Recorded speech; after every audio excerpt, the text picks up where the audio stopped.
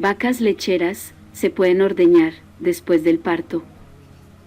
En vacas lecheras, el periodo de transición es de 21 días antes del parto y 21 posterior al parto. En esta fase, la vaca lechera atraviesa un momento crítico porque es susceptible a infecciones comparada con otras fases.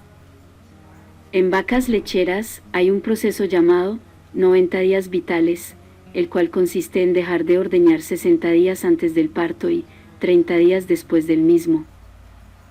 Para los productores lecheros, este lapso puede ser considerado muy largo, pero es fundamental para obtener una buena lactancia en el futuro.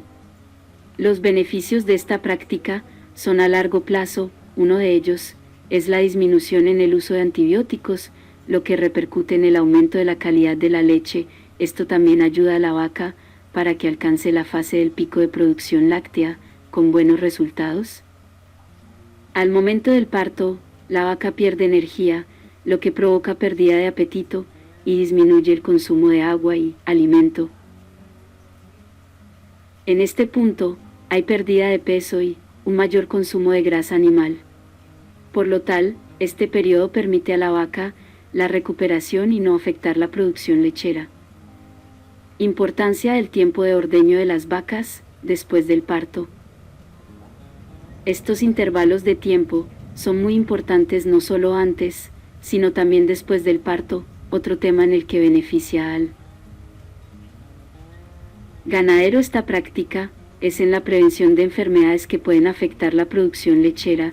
Al mismo tiempo es muy rentable, puesto que se evitan costos por uso de medicación y tratamientos.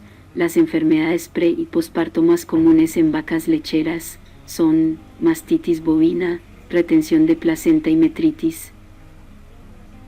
En resumen, la práctica de 90 días vitales ayudan en mejorar la inmunidad de la matriz al ofrecer suplementos, además de alimento. La mastitis se puede prevenir con un buen control y seguimiento adecuado. Favorecemos el bienestar animal. ¿Qué opinas de esta práctica? ¿Ya la conocías o la has realizado? Déjanos la respuesta en los comentarios, es muy importante para nosotros. Gracias por estar pendiente a nuestros videos.